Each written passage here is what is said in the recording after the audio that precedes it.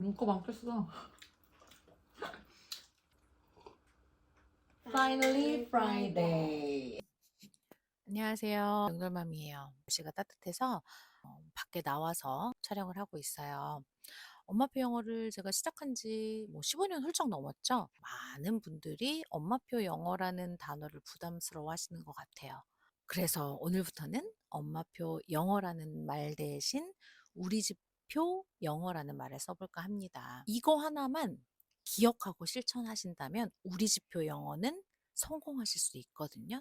어떤 교재와 프로그램을 선택했건 그것들을 우리 아이가 편안하게 잘 받아들일 수 있는 방법이 무엇인지 고민하는 게 포인트라고 말씀드리고 싶었거든요.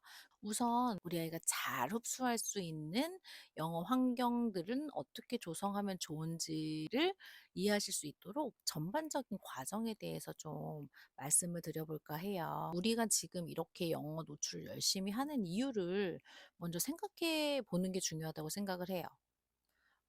수능 영어를 잘 맞기 위해서 혹은 좋은 대학을 가기 위해서.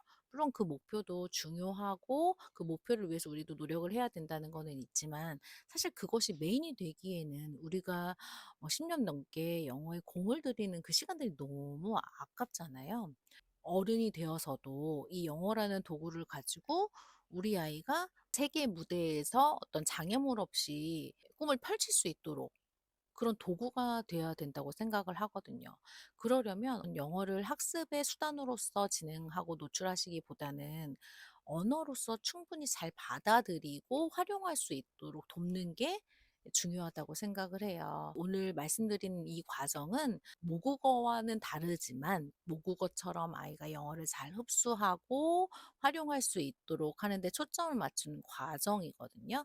오늘은 전반적인 과정에 대한 말씀만 드릴 거지만 아이들이 어떠한 방법으로 노출해야 잘 흡수되고 잘 표현할 수 있는지 좀 더 자세하게 설명을 해 드릴 거거든요. 이 과정을 이해하고 진행한다는 게 왜 중요하냐면 같은 책을 같은 영상과 함께 2시간씩 노출을 해 줘도 내가 어떤 방법으로 노출했느냐에 따라서 아이들이 흡수하고 표현하는 거는 정말 달라요. 그러니까 인풋을 어떻게 하느냐에 따라서 아웃풋도 굉장히 달라지거든요. 그게 처음 시작할 때는 차이가 크게 느껴지시진 않겠지만 진행하면 진행할수록 똑같은 시간을 노출했는데 저 집 아이는 벌써 리딩을 하고 벌써 말하고 벌써 쓰는데 내 아이는 똑같이 노출을 했는데 왜 아직도 읽기가 안 되고 왜 말도 못하고 쓰지를 못하지? 이런 경우들 정말 많이 봤어요. 원점으로 돌아가서 노출했던 방법들이나 이런 과정들을 다시 살펴보면 그 안에 열심히 노력은 하셨지만 아이가 제대로 흡수하고 표현할 수 있는 기회를 제공해 주지 않은 경우들이 많거든요. 그래서 오늘은 그 과정들을 조금 이해하고 이해해야지만 내가 올바른 방법으로 노출해 줄 수 있기 때문에 그런 방법에 대해서 한번 설명드려 보도록 할게요. 첫 번째, 우리 아이는 영어가 굉장히 낯선 소리예요. 그렇죠. 그런데 우리 아이한테 영어책 읽기가 좋대, 영상이 좋대. 그래서 아무거나 들려주시고 아무거나 보여주신단 말이죠. 근데 아이는 이해하는 소리가 없기 때문에 영상은 움직임이 있기 때문에 그런가 보다 하고 듣기보다는 화면에 치중해서 보는 경우가 있어요. 그래서 엄마들은 착각을 하죠. 아, 듣고 있구나, 이해하고 있구나. 하지만 아니에요.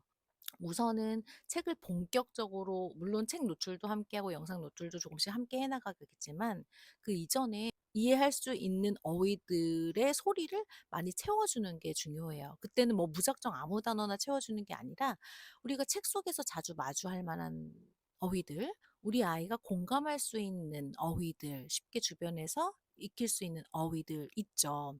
뭐 색깔도 그렇고요. 그리고 뭐 숫자도 그렇고 뭐 가족, 그리고 뭐 날씨, 의복 이런 개념들은 기본적으로 알고 있어야 뭔가 책을 읽거나 영상을 봤을 때 그 내용들을 이해할 수 있는 최소한의 것들이 되겠죠. 그래서 먼저 그 기초 개념 어휘들을 듣고 이해할 수 있게 만들어주는 게 가장 중요해요. 그 어휘들 쉽게 이해할 수 있도록 하는 노래 활용하는 것도 있고, 혹은 연령에 따라서 그림 사전을 이용하는 경우도 있고요. 이렇게 그림과 문장, 단어들이 완벽하게 직관적으로 인지될 수 있게 1:1 매칭이 되는 그런 그림책들이 되게 많아요. 그럼 그림 같은 경우는 포인팅해서 알려줄 수도 있고, 동작 단어의 경우에는 엄마가 움직이면서 표현해 줄 수 있고요. 그런 식으로 아이가 이해할 수 있는 어휘들의 양을 차곡차곡 채워주시는 게 중요해요. 예를 들면 우리 아이가 색깔 단어를 이해했어. 그럼 색깔이 주제가 되어 있는 그림책들을 노출해 주신단 말이죠. 그럼 아이가 책을 읽었을 때 예전에는 무슨 내용인지 전혀 몰랐다가 이미 색깔 어휘를 인지한 상태에서 그런 주제가 동일한 책들을 보여주니까 이해도 되고요. 아이가 알고 있던 어휘들을 중심으로 새롭게 책에 등장하는 어휘들도 쉽게 유추가 가능해요. 그러다 보니 자연스럽게 어휘도 확장이 되겠죠? 그렇게 해서 책과 친해질 수 있는 계기를 만들어 주시는 게 중요해요. 그다음 단계는 이제 아이들이 읽게끔, 읽고 싶게끔 만들어 주는 게 중요하잖아요. 근데 읽어야 되는 아이들인데 영상으로만 모든 소리 노출을 하셨다면 읽기를 바라시면 안 되는 것 같아요. 읽기라는 거는 문자와 소리를 매칭해 본 경험들이 많은 아이일수록 그런 것들이 가능하거든요. 그런데 글자와 소리를 매칭할 수 있는 가장 중요한 매체인 책 노출을 안 하시면서 우리 아이가 읽기를 언제 하나 고민하시는 거는 조금 앞뒤가 안 맞는다고 생각을 하거든요. 그래서 글 중심으로 아이가 이해할 수 있는 다양한 책들을 많이 노출해 주시면서 아이가 어느 순간 글자에 관심을 갖게 되는 시기가 와요. 예를 들면 그림책을 열심히 읽어줬는데 아이라는 단어, 나라는 단어는 굉장히 많이 등장하죠. dad, mom 이런 거 같은 경우는 책 속에서 자주 등장하는 단어 말이에요. 그러면 그런 단어들을 계속 듣다 보니까 어느 순간 아이가 글자는 읽는 거라는 것을 인지를 하고 읽고 싶어 하는 시기가 오면 아까 여기서도 맘이 이거였는데 저기 책에서 이 맘이 이거네? 아, 맘은 이런 글자네? 이러면서 통문자로 인지하는 것들이 많아지고 아이가 아는 체를 해요. 엄마 나 이거 아는 건데? 이거 그 글자 아니야? 그리고 지나가면서 영어 간판들을 보면서 똑같지는 않아도 맞추지는 않아도 알파벳이나 이런 걸 얼추 좀 인지를 했는지 비슷하게 말한단 말이에요. 그러면 아이가 문자에 대해 관심을 갖는 시기가 왔구나. 그러면 그때부터는 소리와 문자 매칭이 좀 쉬운 거? 그런 책들을 좀 함께 노출을 해 주셔야 돼요. 문자에 눈이 갈 수 있는 책들을 노출해 주세요라고 말씀을 드리면 짧은 학습용, 리딩을 위한 교재들 위주로만 노출을 하시는데 사실은 계속 그림책이나 이런 것들 노출을 해 주시고 하루에 5분에서 10분 정도는 우리 아이가 문자에 눈이 갈 수밖에 없는 그런 책들로 문자감을 키워주시는 그런 시간을 가지라는 거거든요. 이제 그렇게 해서 문자 인지를 좀 도와주시고 그렇게 해서 하나둘씩 소리에 대한 감이 생기면 파닉스 학습서나 어떤 파닉스 영상을 활용해서 아이가 문자 인지를 조금 더 수월하게 할 수 있도록 도와주는 게 이제 그다음 그렇게 해서 이제 읽을 수 있어요. 근데 그것만 가지고 우리 아이가 영어를 잘 읽는다, 이해하면서 본다라고는 표현할 수 없죠. 그저 읽는 것이기 때문에 이제는 읽는 것에서 넘어서서 우리 아이가 그림에 의존하는 읽기가 아닌 이제 텍스트만으로도 스토리를 즐기면서 이해할 수 있게 만들어준 단계별 리딩이 필요해요.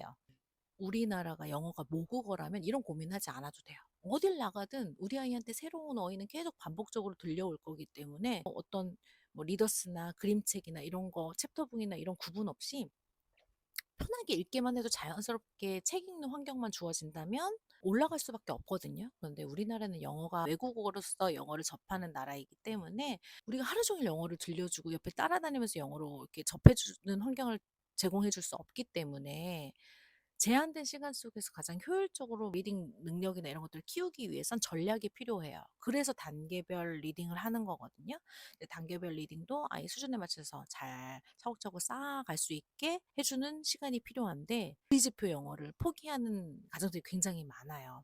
시간이 오래 걸리거든요. 우리 언어라는 게 잘하기 위해서 1, 2년 가지고 되는 게 절대 아니에요. 지금 우리 어른인 우리들도 영어 잘하고 싶잖아요. 1, 2년 안에 될 것 같아요? 절대 아니에요. 우리 아이가 단계별 리딩하는 이 시간이 눈에 띄게 막 발전하는 게 보이진 않아도 차곡차곡 그만큼 쌓아가고 있는 과정이고 그 시기를 무의미하다고 생각하지 않으셨으면 좋겠어요. 눈에 보이지는 않지만 충분히 쌓여야 하는 그 시기거든요.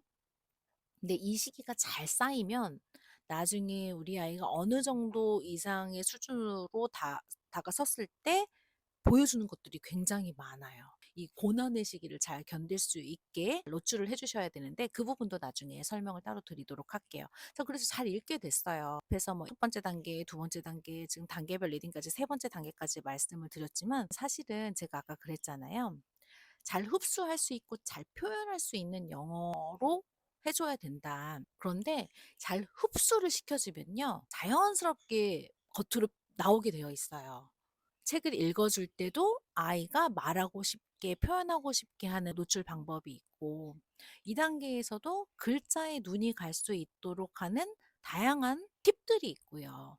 그리고 어떤 표현할 수 있는 기본적인 것들 틀을 주어지고 계속 아이가 이해했던 단어, 알고 있던 단어, 쌓아놨던 단어들을 활용해서 표현할 수 있는 기회를 주는 것들도 있고, 이게 다 단계별로 이제 나름 마련되어 있는데, 그것들도 차차 과정 설명드릴 때 말씀드리도록 할게요. 잘 읽고 표현도 잘하고, 그래서 영어라는 걸 어느 정도 활용할 수 있게끔 도구로 만들어 놓았다면 내가 필요할 때 꺼내서 쓸 수 있는 게 도구잖아요. 그래서 4단계에서는 자, 영어라는 도구를 내가 우리 아이한테 선물해 줬으니 이 도구를 가지고 우리 아이들이 활용해서 본인이 하고 싶은 것들을 찾아가는 데에 경험할 수 있는 기회들을 제공을 해 주셔야 돼요.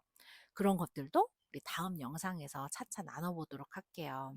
너무 궁금하시죠? 제가 어떤 이야기들로 이 영상들을 채워나갈지 궁금하시겠지만 꾹 참고 차근차근 하나하나 따라오셨으면 좋겠어요. 저도 영어 욕심에 의해서 진행을 했지만 진행하면서 제가 저도 영알못 엄마였고 영어를 잘 모르고 저도 막연하게 영어를 좀 잘했으면 하는 마음이 있었거든요.